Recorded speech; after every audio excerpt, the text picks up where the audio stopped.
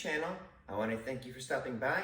My name is Eric Moss. I'm a personal trainer as well as a modern day performing strongman. If you're unfamiliar with what that is, basically I perform feats of strength like bending steel bars, breaking chains, that sort of thing, as part of a live show.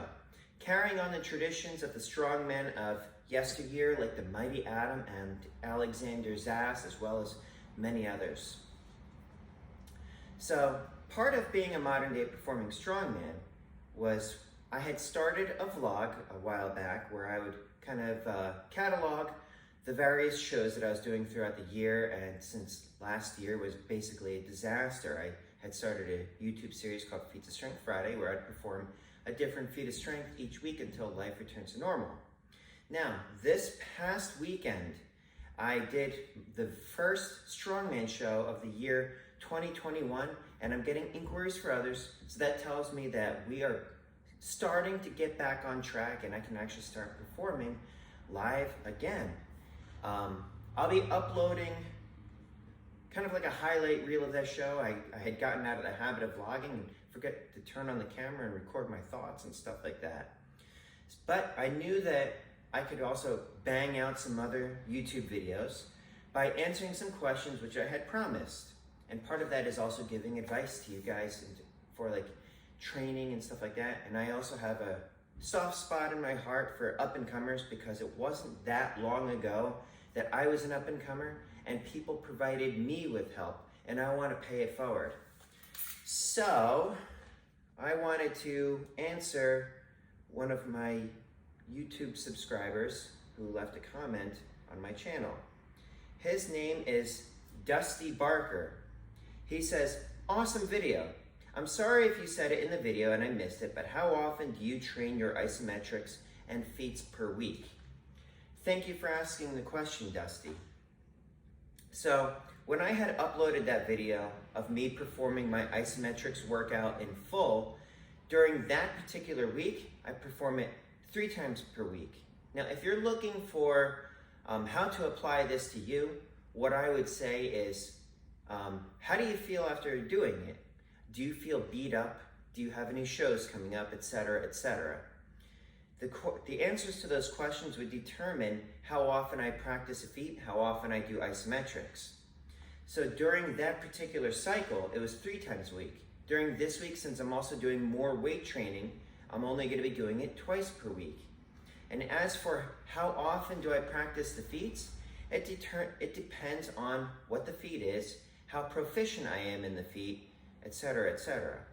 So I've been bending steel since 2011. Yeah, 2011.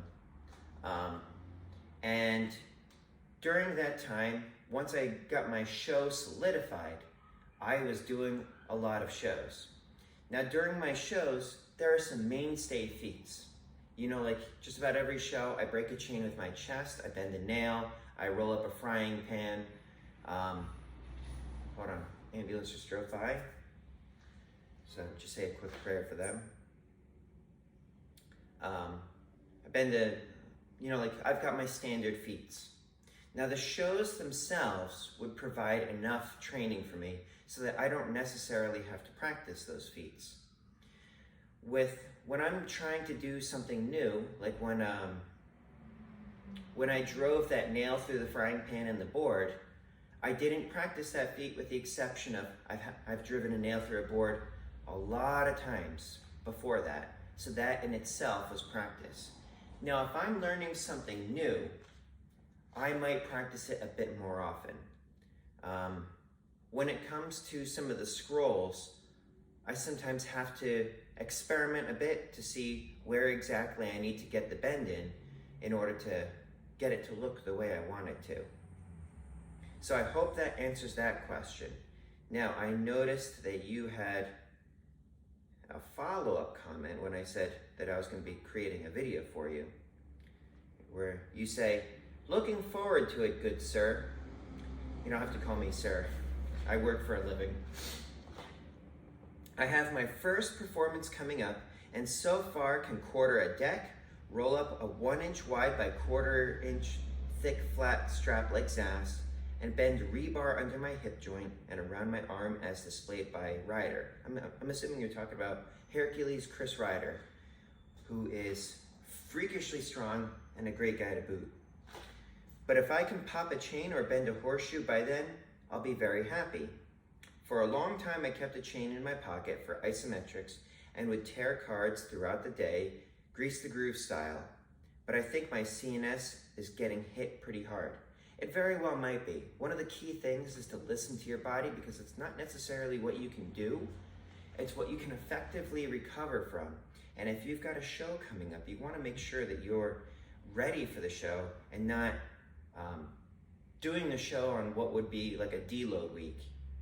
Now, if you want to bend a horseshoe, what I would suggest is if you can reach out to Chris Ryder and get some coaching from him.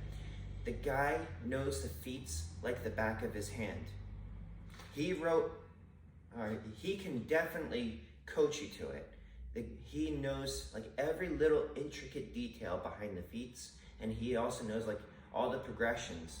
I still sometimes just bounce ideas off of him, and he can just shoot back a text without even really thinking about it, and he knows exactly where I should be.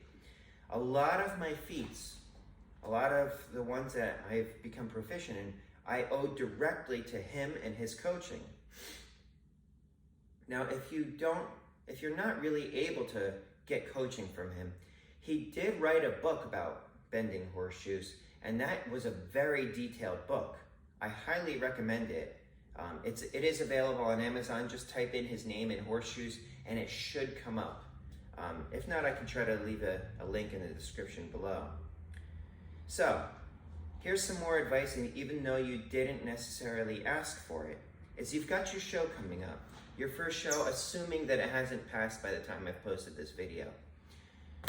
What I would like you to think about is not just the feats, but what is it going to be like from the perception of the audience? Because one of the things with the like bending steel and stuff like that is this still isn't very commonplace. And in terms of presentation, partially because it's not very commonplace, you could probably just hold it up, say what it is, and say what you're going to do with it. But what I would invite, and you'll be okay, and they'll still be happy with it because people just love this stuff. What I would urge you to do, though, is to try to take it a step further. How can you present this in a way that is fun or entertaining? How will they be able to see it better? You know, like as an example, like let's just pretend for a second that this is something that I'm going to do. I'll say what it is, and then I will hold it up where everybody can see it, right? This way, their eyes are focused on it so that when the bend actually happens, they're more into it. When I first started learning to bend steel in the bridge of my nose, my first mentor, Greg McTonic, the one who taught me that feat, had me wrap a cloth around the steel bar. And what I had started doing instead, is I don't have any of those rags in here, but hold on a second. Bear with me one moment.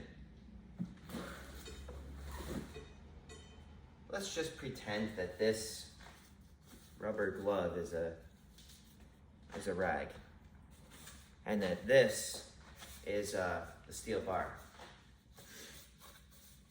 Instead of wrapping it around, I just put it up like this, and then I put it up like that, this way that this part is exposed and everybody can see what it is that I'm doing, and it doesn't look like anything is hidden. They can actually see the steel bending and the, what is that, the slag? What is it? There's that coating that's on the outside of steel when it's oxidizing. When I'm bending steel, that stuff starts to flake off, and they can actually see the steel transforming right in front of their eyes. It's like subtle little details that can turn your show from a pretty cool show to a show that is like next level. And every feat has something like that. One of the pieces of advice that I got from Bud Jeffries is they have to connect with what you're doing. You have to do something that connects them to the feet. Otherwise, you're just a person in the front of the room grunting and sweating. Because it's not just about bending steel, it's about performing. If you're gonna be a performer, you've got to perform for them. I know you didn't technically ask that question, but I hope that would answer the question that you may not have thought to ask. And what I would also urge you to do is record your show. When you record your show, post it on like an unlisted or private link, or if you want to do it, you can make it public if you feel like you're ready for it. Watch it yourself and figure out ways that you can improve it.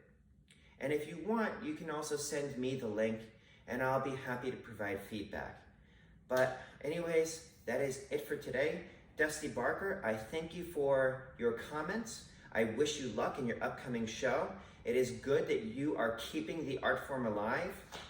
And in the meantime, everybody else that's watching this video, please stay happy, stay healthy, stay strong. Please stay safe, everyone. Eric Moss, over and out.